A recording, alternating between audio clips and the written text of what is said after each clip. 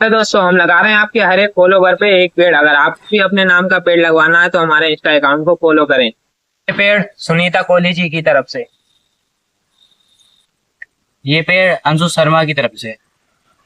ये पेड़ हरकेश गुर्जर की तरफ से। ये है पेड़ रियान शर्मा जी की तरफ से।